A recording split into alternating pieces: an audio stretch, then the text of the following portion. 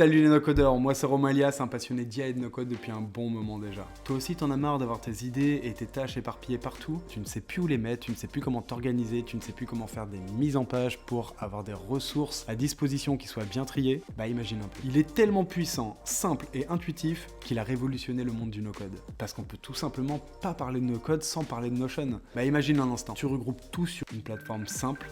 Oh non, fais chier. Ouais bro. Ouais mec, je t'appelle du futur, je te dérange pas? Ouais non, c'est pas grave. Dis-moi. C'est pas contre toi, hein. Faut que je reprenne ta place pour la suite. Ouais.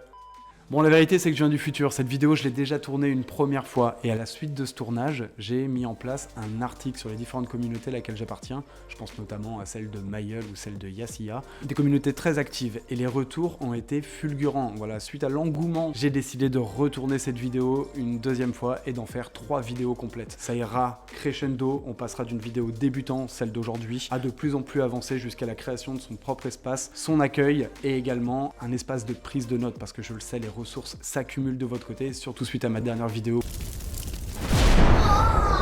Vous avez appris à en faire davantage. Donc que fait-on de toute cette donnée? Comment crée-t-on sa propre base de connaissances? On verra ça dans la 3e vidéo. En attendant, celle-ci est déjà bien complète pour les débutants. Un premier aperçu, quelques tips complets sur l'ensemble de la mise en page sur Notion, mais également comment est foutu Notion, une présentation de l'outil très simple. Et ça devrait déjà suffire pour une première vidéo. C'est parti les no-codeurs, on commence maintenant. Aujourd'hui, on va plutôt commencer une nouvelle page, on va partir de zéro, mais avant ça, je vous montre malgré tout le fait qu'il y ait possibilité d'utiliser des templates. Sur votre gauche ici, nous avons l'ensemble des pages présentes sur mon Notion, avec un espace favori, pour faire remonter en tête de liste l'ensemble des pages que j'apprécie. On clique sur les 3 petits points qui sont à côté, et on les rajoute aux favoris. Donc là, ça va l'ajouter au-dessus. On a le Team Space ici pour les espaces partagés, les espaces collaboratifs avec vos collègues, et on va avoir également les pages partagées, shared. Ok, ça ce sont les pages que j'ai partagées avec d'autres collègues et il n'y a que eux qui peuvent accéder à mes pages. Un espace favori dans lequel on a nos pages pour les faire remonter en tête de liste lorsqu'on est en train de s'en occuper récemment. On va pouvoir créer des espaces collaboratifs, partager des pages avec d'autres en site web ou bien en lien privé où seuls les utilisateurs concernés peuvent modifier ou non le document selon les autorisations qu'on lui donnera. On continue de descendre, nous avons désormais les pages privées, donc celles qui ne me concernent que moi, qui ne sont partagées avec personne et qui ne sont pas transformées en site web. Les paramètres, donc on reviendra sur les paramètres par la suite. On a les templates, c'est ce dont je vous parlais avant, donc les modèles et possibilité d'aller récupérer dans Trash les pages qu'on avait jetées à la poubelle, qu'on voudrait éventuellement récupérer. En sachant qu'il y a toujours moyen, si jamais, alors, petite astuce dès le début, si jamais vous effacez comme par hasard un contenu, vous avez fait une modification qui n'était pas du tout voulue, il est possible d'aller dans l'historique et de récupérer la version précédente avant modification. C'est super bien fait pour ça pour Notion. On peut revenir dans le passé et réutiliser la mise en page précédente en oubliant tout ce qu'on avait fait par la suite malheureusement. Donc ce que vous pouvez faire c'est copier ce que vous aviez rajouté, revenir en arrière pour rajouter ce que vous aviez enlevé malencontreusement et ensuite recoller ce que vous aviez rajouté. On ferme la parenthèse. Donc on a dit qu'il y avait des templates. Les templates, ce sont donc des modèles. Comme l'ensemble des outils no-code qu'on explorera, c'est toujours un peu foutu de la même façon. À gauche, on a les pages, à droite, on a les modifications pour personnaliser sa page, au milieu, ce sera le temps réel, donc l'action, la prise de notes notamment, et il y aura toujours des modèles pour vous aider à construire, surtout quand vous êtes débutant. Donc on peut prendre un exemple d'un template qui est ici, on fait Add, si celui-ci me plaît. Donc là, il m'explique que le template est en cours d'ajout sur mon Notion, et je le retrouverai donc hop, dans mes pages. Et là, à partir de là, une fois que je suis dans le template, j'ai plus qu'à modifier tout ce que je veux. Je peux le réutiliser tel quel, rentrer dans les pages, modifier un petit peu l'organisation. Il y a possibilité d'utiliser modèles, des templates, mais on va pas passer par là aujourd'hui. Même si pour la création de bases de données, parfois c'est plus simple. Quand on s'y connaît pas trop, c'est toujours mieux de passer par des templates. Le que aujourd'hui, c'est moi le guide, on va pas passer par les templates, je vous montre comment on crée son propre espace. On va commencer par ouvrir une nouvelle page, et pour cela, on va cliquer sur le petit plus à côté des pages privées. Donc cette nouvelle page, on va pouvoir l'appeler vidéo du jour, mais à l'intérieur de cette même page, je peux rajouter une nouvelle page. Hop, on va la remonter en tête de liste. Donc la nouvelle page se trouve ici. Si j'appuie sur le petit plus à droite de cette page, je vais pouvoir créer une page à l'intérieur de celle-ci. Donc là, j'ai créé mon didacticiel pour débutants, donc on a créé une nouvelle page. Et si je reviens dans ma page précédente, on voit que la page est intégrée désormais à l'intérieur de cette page, et si je clique dessus, je peux rentrer dedans. Donc vous allez pouvoir imbriquer des pages, dans des pages, dans des pages, dans des pages, dans des pages, dans des pages. Donc, une fois que je suis dans cette page-là, déjà qu'est-ce que je constate? À gauche, j'ai toujours l'ensemble de mes pages. Au milieu, le temps réel, donc ce que je suis en train de taper. Et on peut constater en haut à gauche que j'ai le fil d'Ariane. Le fil d'Ariane, finalement, c'est pour savoir où vous en êtes. Vous allez toujours avoir l'intitulé de la page précédente qui se trouve à gauche, pour soit cliquer dessus et revenir dans la page précédente, le moment que vous souhaitez. Le fil d'Ariane, en haut à gauche. Très pratique. On va pouvoir ajouter un icône. Vous avez la possibilité de mettre un emoji ou bien uploader votre propre image. Attention, faut pas que le format soit trop élevé, sinon vous n'arriverez pas à le mettre dedans. Donc là, on va en mettre un au hasard. Et enfin, add cover. Add cover, c'est juste simplement un habillage de la page. Donc même principe, ici, vous avez possibilité soit de repositionner ce cover, donc le déplacer pour qu'il soit mieux positionné selon vous, mais vous pouvez également cliquer sur Change et à ce moment-là, explorer les différentes possibilités qu'il nous propose. On va pouvoir importer ces images de son PC jusqu'à Notion et ensuite les repositionner pour que ça donne bien ce qu'on veut. Donc ça c'était uniquement pour la beauté de la... D'ailleurs je vous ai pas montré comment on pouvait changer la couleur des icônes. Ici quand vous tapez sur icône, de base ils sont noirs et vous pouvez cliquer sur le petit rond qui est ici pour changer la couleur et par exemple on aurait pu mettre un avion rose, voilà. On va pouvoir apprendre à créer à l'intérieur. Donc on va pouvoir mettre nos premiers textes. On a déjà vu qu'on pouvait créer une page dans une page, mais il est également possible de tout simplement faire une mise en page avec du texte. Par exemple, si j'ai un article à rédiger, je le rédige directement dedans. Donc je peux taper autant de choses que je veux. Ça s'appellera un bloc. Comme vous pouvez le constater, il y a un petit cadre bleu qui se met autour du texte que j'ai écrit ici, en cliquant sur les petits points, les 6 petits points qui sont à sa gauche. Si je crée un nouveau texte, regardez bien, il y a de nouveau un cadre bleu.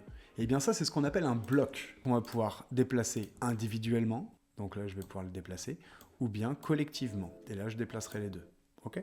Jusqu'ici tout va bien. Ces textes peuvent être transformés pour améliorer la mise en page ou bien pour ajouter des fonctions à tout ça. Donc on clique sur les 3 petits points. Demander à l'IA de développer les textes qu'on a fait, on reviendra dessus par la suite. Vous pouvez également supprimer en cliquant sur Delete, dupliquer en cliquant sur Duplicate, et le bouton le plus intéressant c'est Turn Into. En mettant son curseur dessus, ça ouvre une petite colonne sur la droite, et là on va avoir la possibilité de transformer ce petit passage écrit texte en autre chose. Là en l'occurrence on a les différents titres. Heading, ce sont les titres. H1, les grands titres, H2, les sections, H3, les sous-sections finalement. Donc ça va permettre de s'organiser, d'avoir une structure visuelle directement. Pour la mise en page, rassurez-vous, si jamais vous écrivez des textes avec ChatGPT, vous lui demandez de le mettre en page pour Notion, il fera tout ça, il connaît ça par cœur, H1, H2, H3, tout ça. C'est du gâteau pour lui, c'est trop facile.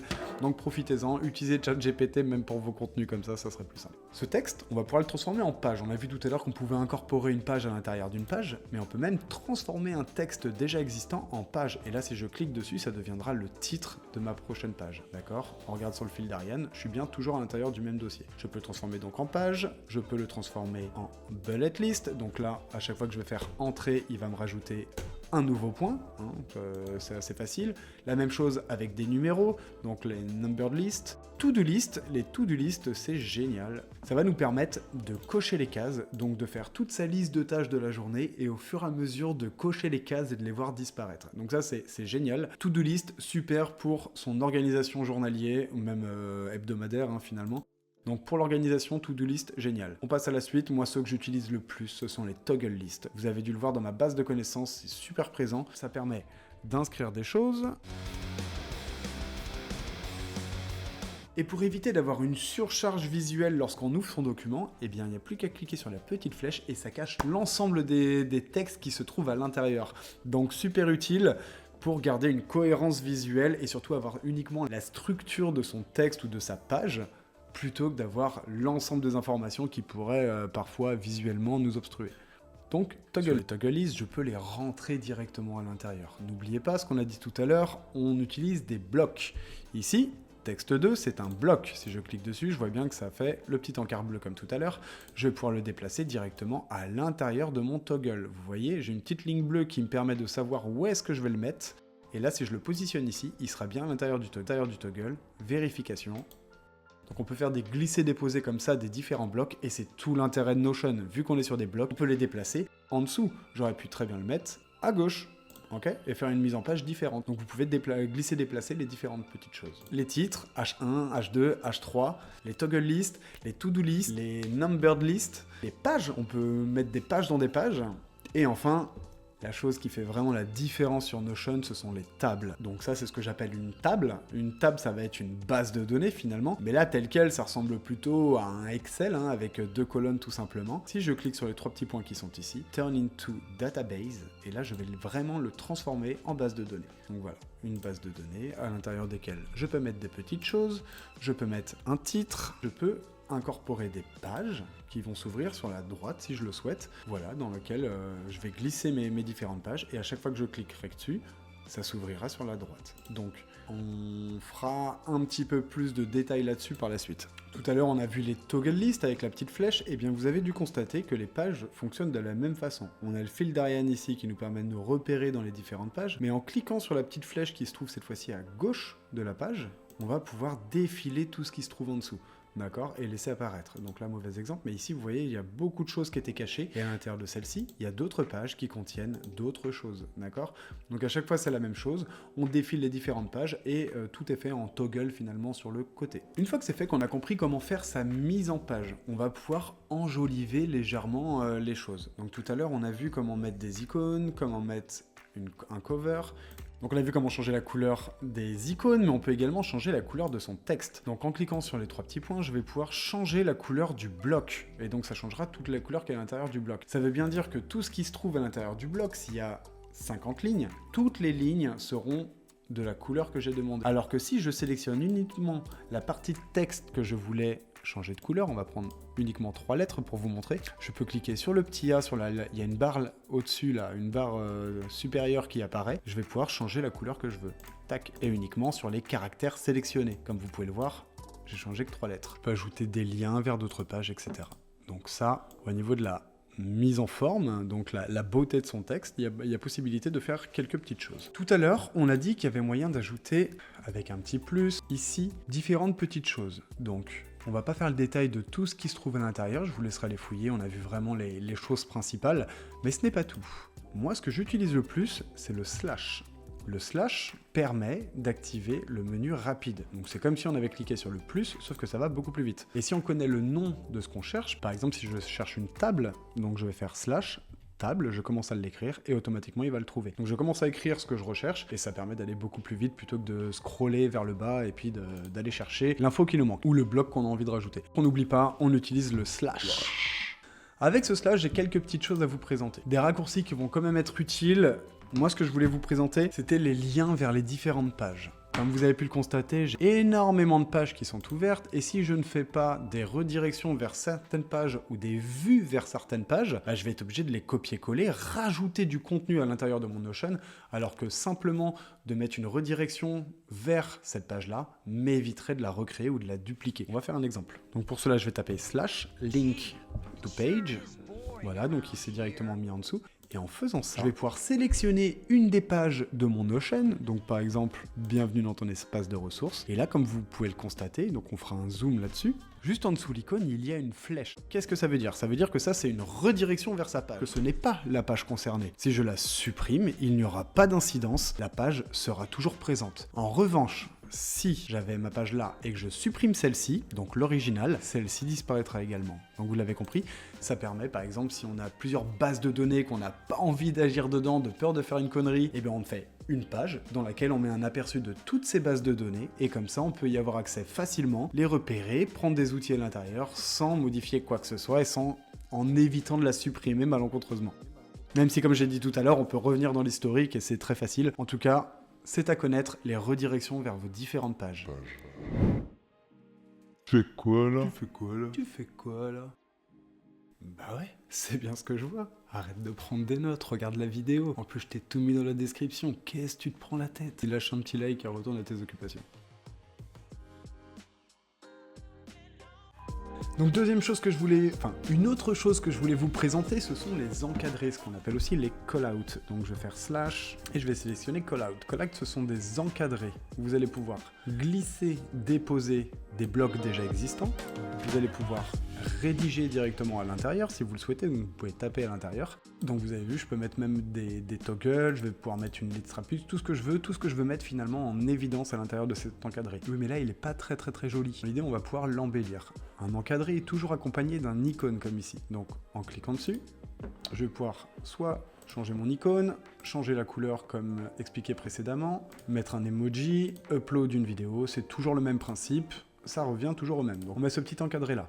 On va également pouvoir le personnaliser davantage, c'est-à-dire qu'on va cliquer sur les 6 petits points qui sont à côté, et au lieu de faire Turn Into pour le changer, on va aller directement tout en bas, on va aller dans Color, et là on va pouvoir changer la couleur du texte qui se trouve à l'intérieur. Donc si je sélectionne rouge par exemple, tous les blocs qui seront présents dans cet encadré prendront cette couleur. En revanche, si dans couleur, je descends un petit peu plus et je sélectionne Background, ça c'est le fond de l'encadré, je vais pouvoir également changer la couleur pour le mettre plus en évidence ou non. En rouge par exemple pour une alerte, en jaune pour une mise en garde, en bleu pour une notification, enfin voilà, vous faites ce que vous voulez. Ça permet de contraster ces différents blocs et de respirer lors de la lecture des articles qui sont parfois indigestes. Ça c'est fait. Une autre chose très utile, ça va être les blocs synchronisés. Ce type d'encadré, donc le cadre rouge n'apparaîtra pas lors de la présentation du document.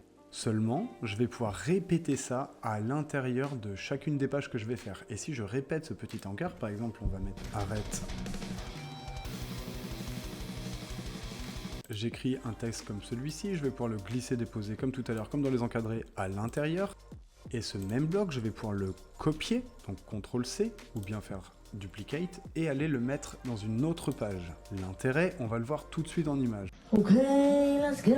Lorsqu'on arrive dans mon espace ressources, vous avez les ressources YouTube, les ressources bonus, et sur chacune des pages que j'ai faites, j'ai mis tout en bas de page ce bloc-là, justement, dans lequel j'ai inscrit un retour sur le menu principal, donc avec une vue, comme ça on va pouvoir retourner, on va avoir un lien vers la page, link to page, avec une mise en page particulière. Cette même mise en page sera respectée sur l'ensemble des pages suivantes. Par exemple, si j'ouvre celui-ci, on peut voir que tout en bas, nous avons la même chose. Sauf que, en cliquant dessus, je vais pouvoir vérifier qu'il y a bien 60 pages qui sont concernées par cet encart. Et l'original se trouve dans ressources YouTube. L'original, j'écris un petit texte sans intérêt, forcément. Je vais aller dans toutes les autres pages et ça aura changé. Si je vais tout en bas, normalement, coucou, voilà, il apparaît également ici. Pour approfondir vos connaissances, eh bien, on va essayer. Alors, on va pas prendre cette page-là, c'est un peu con. On va plutôt prendre ça. Par exemple, je clique ici. Exemple numéro 2.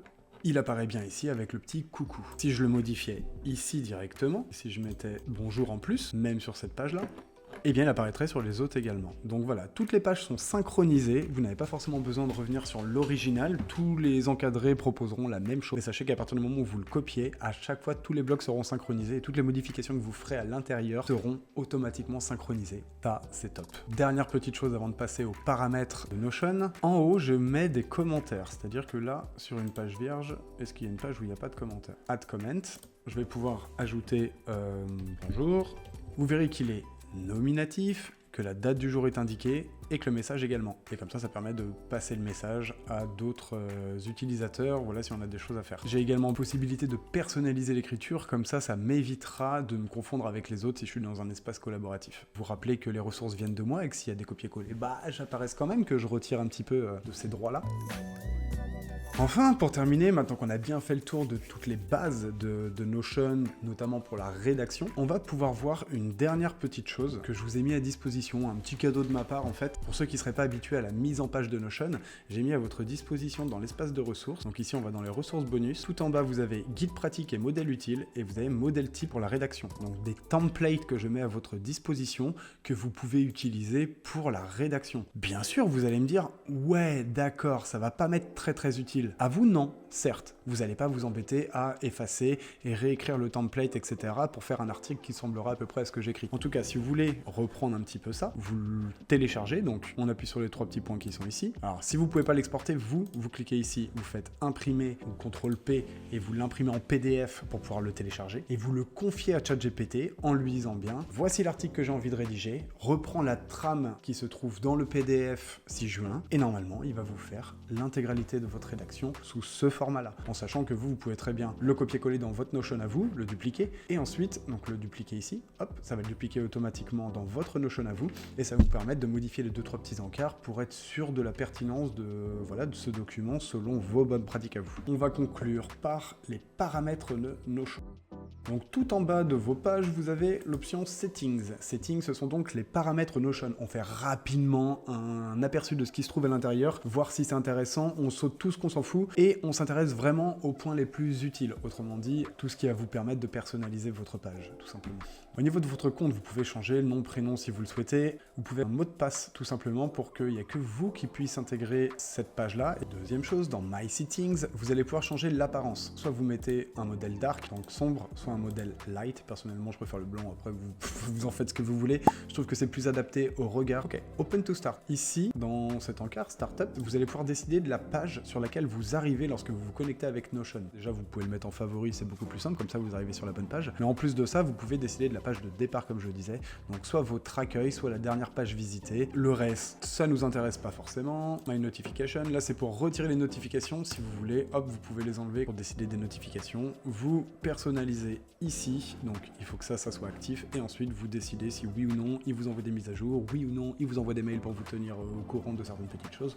Les connexions, on y reviendra dans une prochaine vidéo. J'aurai pas le temps de le faire sur celle-ci. Il s'agit de toutes les applications qui sont compatibles avec Notion. Alors, c'est pas exhaustif, il y a encore plein d'applications qu'on va pouvoir ajouter par la suite qui sont pas natives de Notion, mais qu'on va pouvoir implanter grâce à l'utilisation de Make, donc un outil tiers. Donc ça fera Notion d'un côté, Make ici, et l'outil qui n'est pas intégré de base à l'intérieur en troisièmement. Et comme ça permettra de connecter le tout. Mais comme vous pouvez le voir, il y a déjà des connexions possibles. Donc moi, je suis déjà connecté à 3 choses. Notion calendrier, les formulaires Tally, vous savez pourquoi si vous avez déjà regardé mes anciennes vidéos, et Make, tout simplement pour les automatisations. Langage et région, bah là vous allez pouvoir mettre français si vous le souhaitez. Moi je préfère rester en anglais personnellement parce que la 3/4 des outils no-code sont en anglais. Je trouve que c'est un bon moyen de se repérer et d'avoir un modèle sur chacun d'entre eux, vu que c'est toujours les mêmes termes utilisés, etc. Et que parfois vous n'avez pas la version française, et bah autant s'habituer dès le début à la version anglaise. Mon accent est pourri, je vous l'accorde, mais au moins ça m'entraîne un petit peu. Et visuellement, je sais reconnaître les termes, même si je sais pas les prononcer correctement. Voilà, ensuite ce sont des paramètres pour les espaces d'équipe. Et ben voilà, mission accomplie pour ces quelques notions très basiques de Notion. Ok les no-codeurs, c'est ainsi que se conclut cette vidéo. J'espère que tu auras appris plein de trucs comme d'habitude. Donc si tu as des questions, tu peux toujours les ajouter en commentaire. Et n'oublie pas d'aller télécharger dans la base de ressources tout ce qu'il faut, la fiche technique de cette vidéo pour mieux t'y retrouver et suivre pas à pas l'ensemble de mes conseils. Si vous voulez des vidéos plus avancées, vous n'hésitez pas, vous le dites également en commentaire. Je suis là pour ça et j'essaie de répondre au maximum, au moins dans la semaine où j'ai publié la vidéo. Donc profites-en, j'ai pas beaucoup d'abonnés. Je suis là pour toi, simple, efficace et à ton service. On se revoit la semaine prochaine pour une vidéo. Salut no-codeur. C'est quoi là?